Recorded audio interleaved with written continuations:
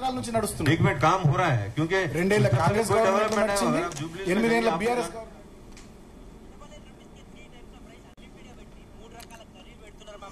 Mutton వేసుకో, chicken వేసుకో, crab వేసుకొని ఇష్టం ఉన్న వేసుకొని కడుపు నిండేంత వరకు కుమ్మి పడే. హైలైట్ ఏంటంటే రైస్ లో కూడా బగారా కుష్కా ఇంకా राशन कार्ड दिया है और स्विंग मशीन मेरे ख्याल 2000 पर स्विंग मशीन है और उसके बाद में आप देखिए बारीक चावल है। पहले बारीक चावल की बिरयानी मिलना हो तो बहुत मुश्किल होता है। पहले मोटे चावल की बिरयानी बनती है, आजकल आप सब जने बारीक चावल बिरयानी खा रहे हैं। बहुत जबरदस्त कोई भी स्टेट ఆయన ఈ వయసులో కూడా దాదాపు 78 ఏళ్ల వయసు అనుకుంటా ఆయనకి.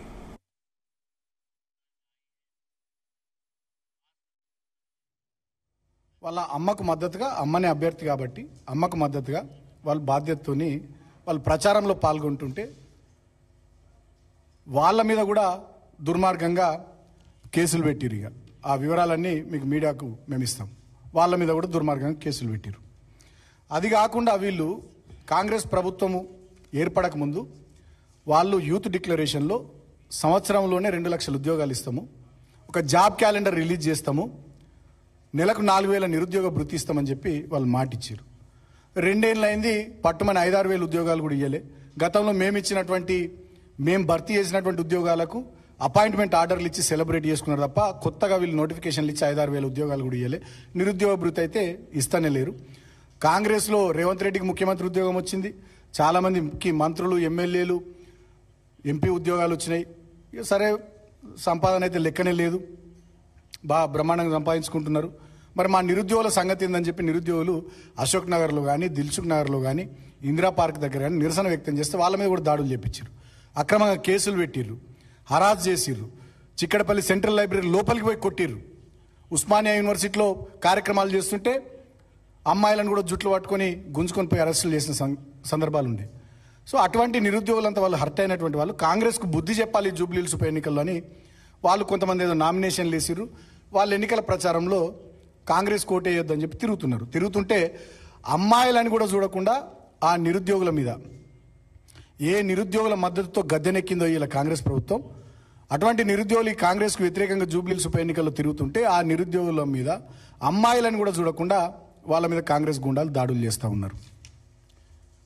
మొత్తం 2-3 ఉంటే ఓ 10-15 మంది కాంగ్రెస్ వాళ్ళు పోయి వాళ్ళని బెదిరించి మీరు ఎట్లా ప్రచారం చేస్తారు, మీకు ఉద్యోగాలు ఇయ్యం, ఏం చేయం, మీరు రావద్దు, ఇది మా అడ్డా, ఇది మా ఏరియా అని చెప్పి వాళ్ళు బెదిరింపు ధోరణితో మొత్తం ఇక వాళ్ళు నిరుద్యోగులను బెదిరియడము, చంపేస్తామని చెప్పడము, వాళ్ళ సెల్ ఫోన్లు గుంజుకోవడము, అమ్మాయిలు ఉంటే వాళ్ళను ఇక బయటకు మాట్లాడరాని మాటలు, బూతులు, అమ్మాయిలను తిట్టడము, ఇట్లా ఈ రకమైనటువంటి దుర్మార్గాలు ఆల్రెడీ టీవీలలో వచ్చినాయి, సోషల్ మీడియాలో కూడా తిరుగుతూ ఉన్నాయి. నిరుద్యోగుల మీద కాంగ్రెస్ గుండాల ప్రతాపం. సో ఇదొక వైపు. తర్వాత ఇంకా ఎంత దూరం పోయిందంటే వీళ్ళు వెంగళరావు నగర్లో చంద్రశేఖర్ గారు అని ఒక వ్యక్తి ఉంటాడు. ఆయన ఏంటంటే హాస్టల్, ఆ ఏరియాలో అమీర్పేటకు దగ్గరగా ఉంటాయి కాబట్టి చాలా కోచింగ్ సెంటర్లు ఉంటాయి కాబట్టి అటువైపు హాస్టల్స్ ఎక్కువ ఉంటాయి. హాస్టల్ ఓనర్ల అసోసియేషన్ ప్రెసిడెంట్ ఆయన చంద్రశేఖర్ గారు అని వెంగళరావు నగర్. ఆయనకు కూడా కాంగ్రెస్ వాళ్ళు ఫోన్లు చేసి నువ్వు బీఆర్ఎస్కు మద్దతుగా ప్రచారం చేస్తే మంచిగా ఉండదు, తిరిగితే మంచిగా ఉండదు ఇలా కాంగ్రెస్ ప్రభుత్వం. అటువంటి నిరుద్యోగులు ఈ కాంగ్రెస్కు వ్యతిరేకంగా జూబ్లీహిల్స్ ఉప ఎన్నికల్లో తిరుగుతుంటే ఆ నిరుద్యోగులు తిరుగుతున్నారు, ప్రచారం చేస్తున్నారు. ఈ జూబ్లీహిల్స్ నా అడ్డా, నేను అనుకుంటే మీరు మీ ఇళ్లకు కూడా పోలేరు, మీరు తిరగలేరు, ఇక మీరు ఖతం, ఇక ఆయన దూరంలో మీరు ఖతం అని చెప్పి ముఖ్యమంత్రి ఎట్లయితే కళ్ళగుడ్లు వీకేస్తా, కడుపుల పేగులు తీసి మెడలేసుకుంటా,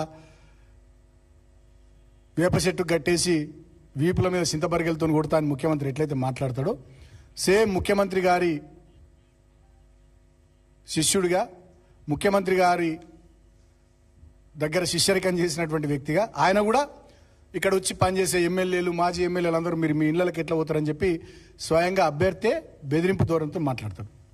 ఇంకా అభ్యర్థి తమ్ముడు, ఆయన ఈ అభ్యర్థికి చీఫ్ ఎలక్షన్ ఏజెంట్గా పెట్టుకున్నారు. ఆయన మీద క్రిమినల్ కేసులు ఉన్నాయి. అసలు ఎట్లా పెట్టుకుంటారు ఆయనను? ఎలక్షన్ కమిషన్ ఎట్లా యాక్సెప్ట్ చేస్తుంది? ఆయన మొన్న ఒక పాన్ షాప్ ఆయనను బెదిరించి పాన్ టేలా తీపిస్తాడు. ఆయన అక్కడ ప్రచారంలో భాగంగా మా బీఆర్ఎస్ పార్టీ వాళ్ళు తిరుగుతుంటే మీరు ఎట్లా తిరుగుతారు యూసుఫ్ గూడాల, ఎర్రగడ్డల అని చెప్పి, రేమత్ నగర్లు అని చెప్పి ఆయన బెదిరిస్తూ ఉంటాడు. ఈ రకంగా అభ్యర్థి సోదరుడు, అభ్యర్థి కుటుంబము మొత్తం బెదిరింపుల పర్వానికి ఇవాళ దిగిండ్రు. ఇక అంతేకాకుండా నిన్న మొన్న తెలుస్తున్నటువంటి వార్తలు,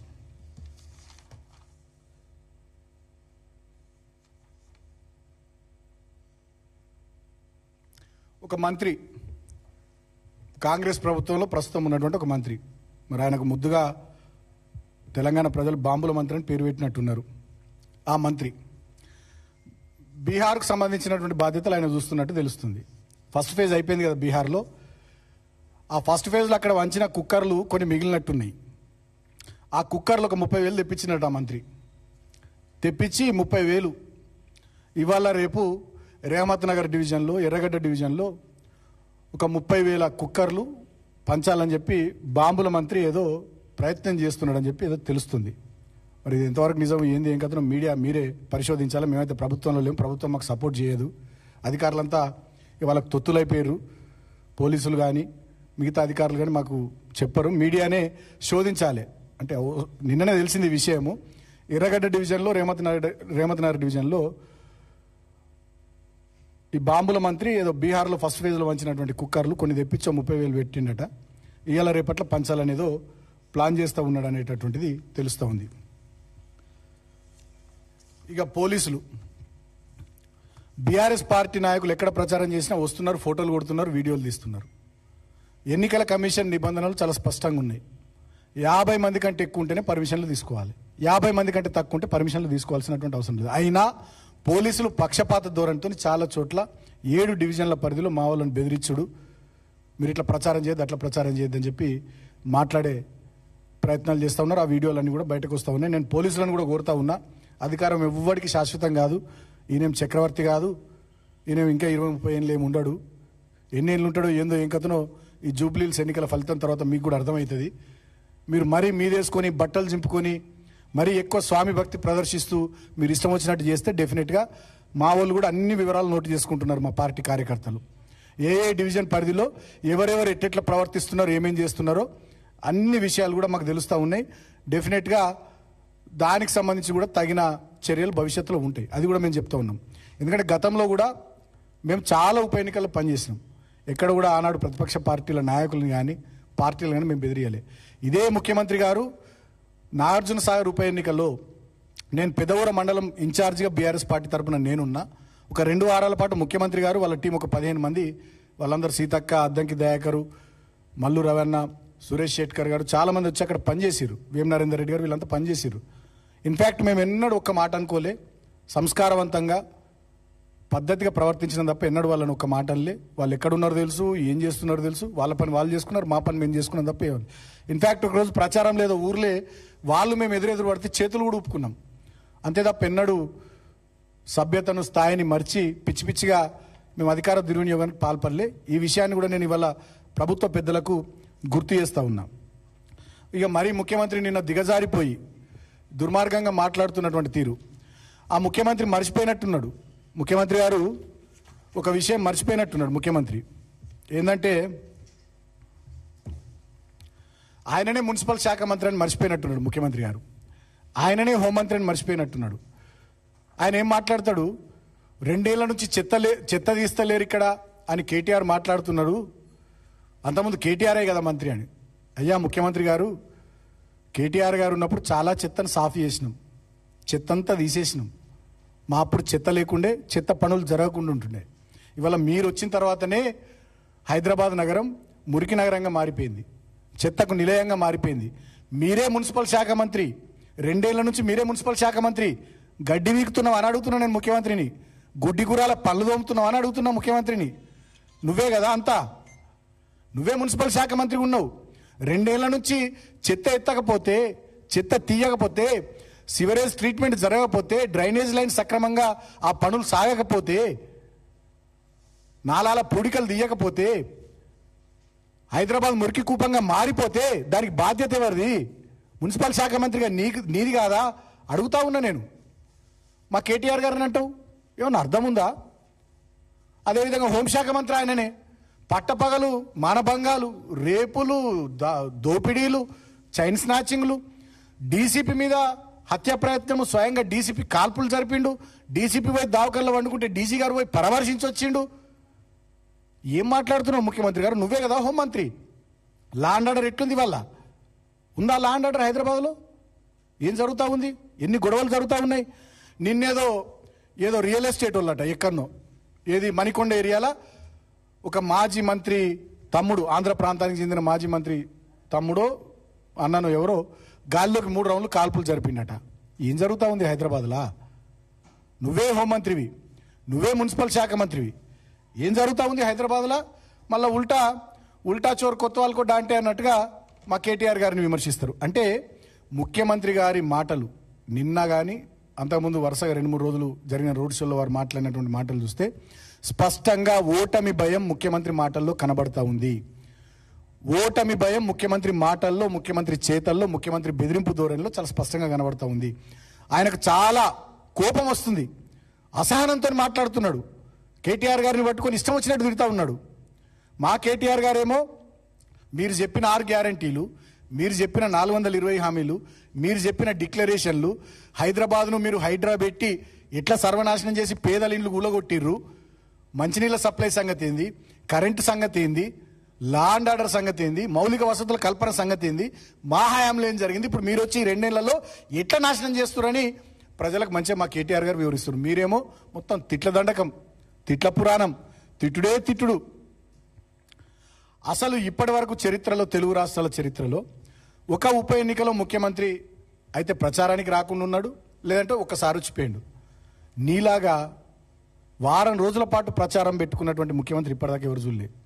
అంటే నువ్వు వారం రోజుల పాటు ప్రచారం పెట్టుకుంటున్నావు అంటేనే మొత్తం నీ మంత్రులంతా చేవేళ్లలో గంత పెద్ద యాక్సిడెంట్ అయితే అక్కడికి పోరు నీ మంత్రులు. నువ్వు తెలంగాణ రాష్ట్ర వ్యాప్తంగా వర్షాలు పడతాయి, అకాల వర్షాలు పడితే ఏదో ఇట్లా చుట్టం సూపు లెక్క పోయేస్తారు, వచ్చి జూబ్లీ హిల్స్ని అడ్డ పెడతారు. వరి కోతలు అయిపోయినాయి, ఇప్పుడు వడ్ల కొనుగోలు స్టార్ట్ చేయాలి. వడ్ల కొనుగోలు కేంద్రాలు స్టార్ట్ చేయరు. ఏ మంత్రికి, ఏ ఎమ్మెల్యేకు, నీకు ముఖ్యమంత్రికి పట్టింపు లేదు, కనీసం సమీక్ష చేయరు. అందరు వచ్చి మొత్తం జూబ్లీ హిల్స్లో మీ దండుపాల్యం మూట అంత వచ్చి అడ్డా పెట్టి ఎట్లనే వేసి కుక్కర్లు వంచైనా, ఫ్రిడ్జులు వంచైనా, ఓటుకు 5,000 ఇచ్చైనా గెలవాలనే ప్రయత్నం. నేను అడుగుతా ఉన్న ముఖ్యమంత్రి గారు, ఇది రియాజ్ది కదా, మా బోరబండలో రియాజ్ అనే మా నాయకుడు ఆయన ఇల్లు కూలగొట్టిర్రు. ఇప్పుడే వచ్చినాయి ఫోటోలు. అంటే ఒకవైపు బెదిరింపు ధోరణి, ఇంకోవైపు బీఆర్ఎస్ పార్టీ నాయకులను ఇబ్బంది పెట్టే ధోరణి.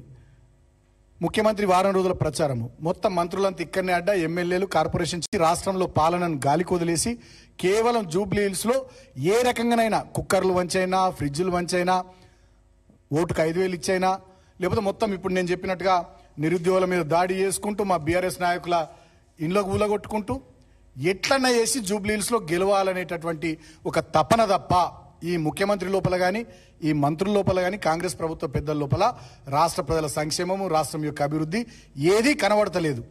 ఇక దీన్ని బట్టే అర్థం చేసుకోవచ్చు కాంగ్రెస్ పార్టీ జూబ్లీ హిల్స్ ఉప ఎన్నికల్లో ఓడిపోబోతా ఉందని. నేను చెప్తా ఉన్నా ముఖ్యమంత్రి గారు, ఇది ప్రజాస్వామ్యం. చాలామంది పెద్ద పెద్ద నాయకుల్ని తెలంగాణ కానీ, హైదరాబాద్ కానీ చూసింది. మీలాంటి వాళ్ళ కుప్పి గంతులకు జూబ్లీ హిల్స్ ఓటర్లు కానీ, మా పార్టీ క్యాడర్ కానీ, తెలంగాణ ప్రజానీకం కానీ భయపడరు. మీరు కుక్కర్లు వంచినా, ఫ్రిడ్జ్లు వంచినా, ఓటుకు 5,000 ఇచ్చినా ఏం చేయాలో జూబ్లీ హిల్స్ ఓటర్లు ఆల్రెడీ డిసైడ్ చేసుకున్నారు. అది స్పష్టంగా మాకు అర్థమవుతా ఉంది. ఇప్పటికైనా నేను ఎన్నికల కమిషన్ను కోరుతా ఉన్నా, పోలీసులను కోరుతా ఉన్నా, మీరు డెఫినెట్గా పక్షపాత వైఖరిని విడనాడి పారదర్శకంగా ఉండాలని నేను కోరుతా ఉన్నా. అధికారం ఎవరికి శాశ్వతం కాదు. మీరు మరీ స్వామి భక్తిని అతిగా ప్రదర్శించి పోలీసులు ఇష్టం వచ్చినట్టు చేసినట్టయితే డెఫినెట్గా రాబోయే రోజుల్లో ఖచ్చితంగా దానికి తగిన మూల్యం మీరు చెల్లించుకోక తప్పదు. నేను సీరియస్గా చెప్తా ఉన్నా. ఎందుకంటే ప్రతి చోట, ప్రతి సందర్భంలో ఈ బెదిరింపు ధోరణి. పోలీసులు మీకెందుకే కార్యకర్తలకు ఫోన్లు చేసి బెదిరించలేదు? మీరు ప్రచారం చేసుకుంటూ వచ్చి వీడియోలు తీసుకుంటూ మీకేం పని? నాకు అర్థం కాదు. హైదరాబాద్ లా అండ్ ఆర్డర్ మీకు దాని మీద దృష్టి లేదు. ట్రాఫిక్ సమస్య విపరీతంగా పెరిగిపోతుంది, దాని మీద దృష్టి లేదు. దోపిడి దొంగలు మధ్యాహ్నమే పట్టపాయలు వచ్చి దాడులు చేస్తూ ఉన్నారు, దాని మీద దృష్టి లేదు. మొత్తం జూబ్లీ హిల్స్ మీద దృష్టి. డివిజన్కి ఒక సీనియర్ ఆఫీసరు, ఒక్కో డివిజన్లో 30-40 మంది intelligence, counter intelligence, SIB, civil డ్రెస్లలో మఫ్టీలో తిరిగే పోలీసులు. మొత్తంగా మేము మొన్న Borabanda centre for Dalit studies దగ్గరికి మేము విజిట్కి పోతే అక్కడ మాకన్నా ఎక్కువ పోలీసు వాళ్ళే. మఫ్టీలో. ఎందుకంత అత్యుత్సాహం?